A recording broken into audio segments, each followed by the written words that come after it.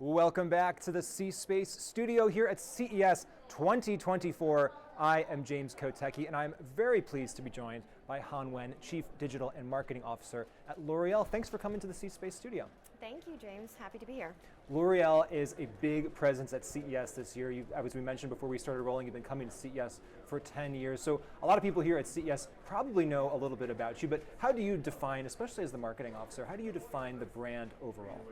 Well, L'Oréal, we are very fortunate to actually have a large portfolio of brands. As you may have heard during the keynote, we really cover every aspect of the beauty need, regardless of category, regardless also of price point. And so we have 38 brands within our portfolio, and therefore it allows us to really dial into every single consumer and what their particular beauty needs are. And it also allows me, as the Chief Digital and Marketing Officer, to have a lot of different plans that I can play with. Yeah. You mentioned the keynote, the L'Oréal keynote that folks can obviously watch. That's a significant event for L'Oréal to be keynoting CES 2024. What does it mean to you to have had that keynote here at CES?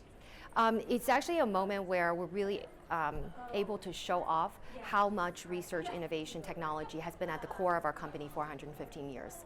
Very often when we are in this space that is about beauty, about makeup, and it's very fun. And I think that what is not very well known is how much innovation research actually goes into that. So we're really happy to show up at an event like CES and talk about how much of our DNA is really focused around innovation and how that's actually created a lot of impact in our consumers' lives through unveiling of the various new products that including the newest hair dryer that we're bringing to the market that is innovating on something that hasn't really been touched for since it was invented. Well, tell us more about that.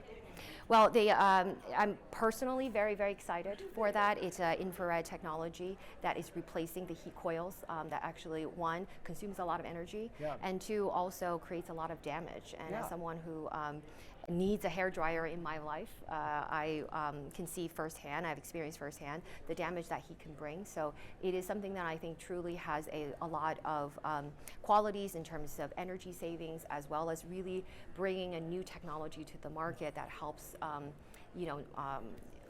women, men, and anyone who finds it used for hair dryers to do it better. So what is the actual experience of using that? If I put my hand in front of a regular hair dryer, I'm going to feel heat. Am I going to feel heat coming off of this infrared? Yeah. How does that work? It was still, I think, obviously there's no magic here. Well, technology and magic can be a little bit overlapping here at CES. Yes, and I have to say that this is something that really needs to be tried to really understand the difference versus, and when we talk about the experience of a hair dryer, I think we all have something in mind, and it's very difficult to articulate into words how different the experience of using an infrared technology can be. So I really encourage everyone to test it out for themselves. So you're mentioning that a lot of this, the significance of being here at CES is to showcase all the innovation behind your products. Do you think that's important for customers? Do customers get a kick out of that? So maybe they just buy a product and they use it and they feel like they look good because of it. Is that good for you as they're building this brand? For customers, for bringing more people into the fold to show the innovation behind the scenes a little bit? Innovation is incredibly important in the beauty category. And again, I think that for anyone who listened to the keynote speech, you understand that the foundation of this company is actually the ultimate innovation, which is allowing women to change hair color for the first time, and that was 115 years ago. And since that moment, and if you can imagine how revolutionary that has been, since that moment, innovation and bringing out new patented formulas, new ingredients that allows us to achieve the different outcomes that we're looking for, whether it's skincare, whether it's makeup, is an incredibly important part of what drives growth in our category, that also drives the excitement that consumers have for our category. It's interesting because it relates to, I guess, like philosophical ideas around technology enabling choices in terms of one's identity or one's way that they choose to present themselves to the world. Yeah, absolutely. And we think about beauty in this way that sometimes is a little bit superficial. And what the CES conversation has allowed us to be able to really showcase is this idea that when we talk about beauty, it is an act of identity formation, community belonging that is as core to human nature as as is the need to meet face to face and to gather. So when we think about what the need is for beauty products, this is something that allows us to be able to have a much more substantial conversation that goes beyond just the fun of blue metallic nails, which is a thing. Those are also fun. Yes. Your title is Chief Digital and Marketing Officer. Why those two titles? Why is it important really to highlight digital right in the title there for you? Yeah, it's a great question because I think the digital element of it, I think a CMO is pretty well defined in terms of what the role is, and of course there is that is a very large part of what I'm responsible for and what within L'Oréal USA. And on the digital front, I think there's this idea that our marketing cycle is always, funnel is always being reinvented and it's being disrupted, and there's new channels to consider. And we need to think about it more and more, and especially given everything that I've seen at CES this week, that there's more and more of ourselves that what will be digitized, that will be virtual versions, and I think this is something that we must pay attention to in terms of what our consumers are going to be looking for. So for you, to kind of summarize that, it's not just about all the digital aspects that go with maybe a more traditional marketing campaign and many of the things we're talking about here in the C Space Studio, but you're also getting into things like VR, AR, kind of what has been called the metaverse kind of stuff, all those different ways, as we talked about, how you present yourself, how you use technology. Again, it goes right back to that core idea, how you use technology to change or present yourself in ways that you choose to be seen. Exactly, and I think the reason why we make that distinction is to make sure that we're paying attention to what is new and what is important, right, in terms of identity formation and how we choose to represent ourselves, regardless if it's in a real setting, in real life, or in a digital setting. In a press release I read about when you took this role, it talked about leading the digital transformation of the company. Digital transformation, a great buzzword. Obviously, there's a lot of real meaning behind that. How's it going? What have you learned? What's coming up next? What does digital transformation mean in this context? Yeah, I think the key word there actually is around transformation.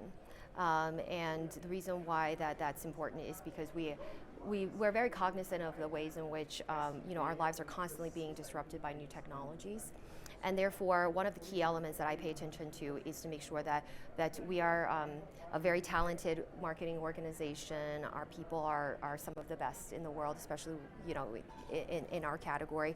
And my role is to make sure that our workforce is ready for what comes next, and they're ready to deploy the latest technologies in a way that is not about chasing the new shiny object or about being part of a hype cycle, but it's really truly bringing value to our consumers' lives. So that's the piece that I am very, very attuned to, which is the readiness of our organization. Is that such an ongoing challenge to keep folks focused? As you're seeing all kinds of noise and influx around, like, if you're not doing X, you're already falling behind. It must be really challenging to stay focused in that environment. Absolutely.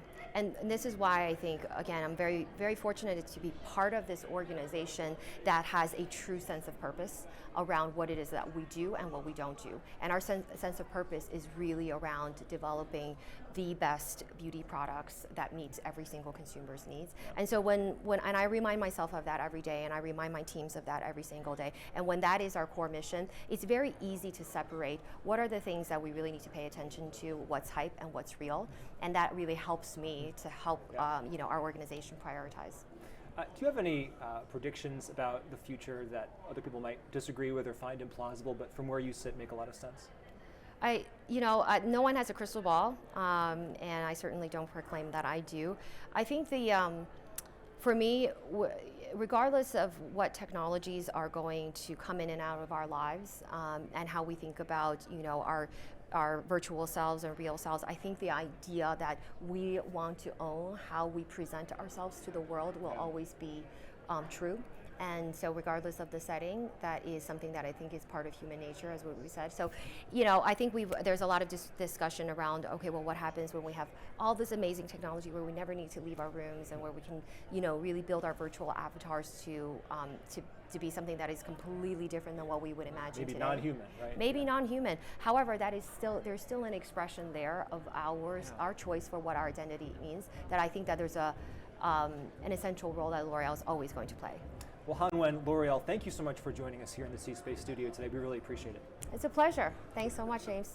And thank you so much for watching. I am James Kotecki here in the C Space Studio. This is CES 2024. Thanks for your attention, and stick around. I've got one more wrap-up message for the day.